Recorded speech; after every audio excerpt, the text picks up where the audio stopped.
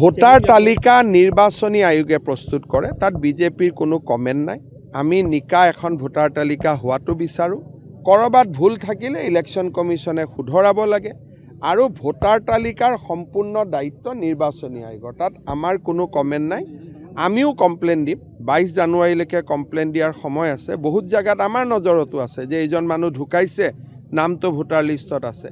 এইজন মানুহ কেৰালাত কাম কৰি আছে, অসমৰ ভোটাৰ লিষ্টত নাম আছে। এইজন মানুহ বিদেশী ন্যায়াধিকৰণে বিদেশী বুলি কৈছে, ভোটাৰ লিষ্টত নাম আছে।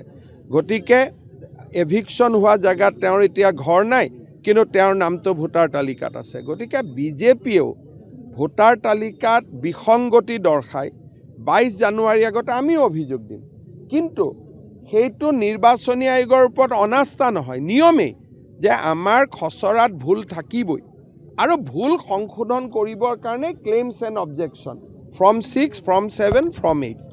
গতিকে এইটো বাতৰি কাকত আৰু টিভিত শুদ্ধ নহ'ব।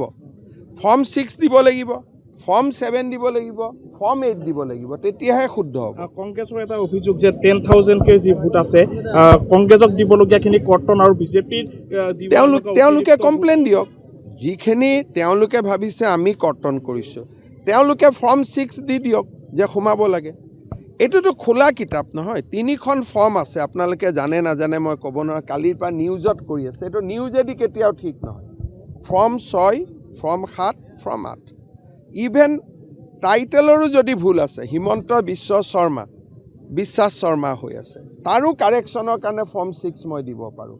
গতিকে ফৰ্ম নিদি অকল যদি পৰ্টেল আৰু টিভিৰ জৰিয়তে যুদ্ধ জিকিব খোজে, সেইটোতো জিকিব নোৱাৰিব। ফৰ্ম ফিল আপ কৰিব লাগিব। ভোটাৰ তালিকা নিৰ্বাচনী আয়োগে প্ৰস্তুত কৰে, তাত বিজেপিৰ কোনো কমেণ্ট নাই। আমি নিকা এখন ভোটাৰ তালিকা হোৱাটো বিচাৰোঁ। ক'ৰবাত ভুল থাকিলে ইলেকশ্যন কমিশ্যনে শুধৰাব লাগে আৰু ভোটাৰ তালিকাৰ সম্পূৰ্ণ দায়িত্ব নিৰ্বাচনী আয়োগৰ, তাত আমাৰ কোনো কমেণ্ট নাই। আমিও কমপ্লেইন দিম, 22 জানুৱাৰীলৈকে কমপ্লেইন দিয়াৰ সময় আছে। বহুত জেগাত আমাৰ নজৰতো আছে যে এইজন মানুহ ঢুকাইছে, নামটো ভোটাৰ লিষ্টত আছে। এইজন মানুহ কেৰালাত কাম কৰি আছে, অসমৰ ভোটাৰ লিষ্টত নাম আছে। এইজন মানুহ বিদেশী ন্যায়াধিকৰণে বিদেশী বুলি কৈছে, ভোটাৰ লিষ্টত নাম আছে।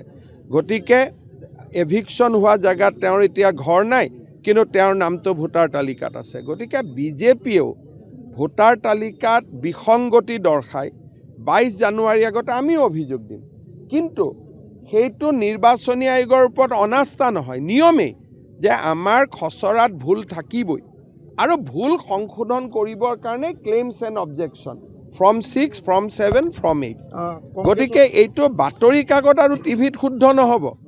ফৰ্ম 6 দিব লাগিব, ফৰ্ম 7 দিব লাগিব, ফৰ্ম 8 দিব লাগিব, তেতিয়াহে শুদ্ধ হ'ব। কংগ্ৰেছৰ এটা অভিযোগ যে 10,000কে যি ভোট আছে কংগ্ৰেছক দিবলগীয়াখিনি কৰ্তন আৰু বিজেপিৰ তেওঁলোকে কমপ্লেইন দিয়ক।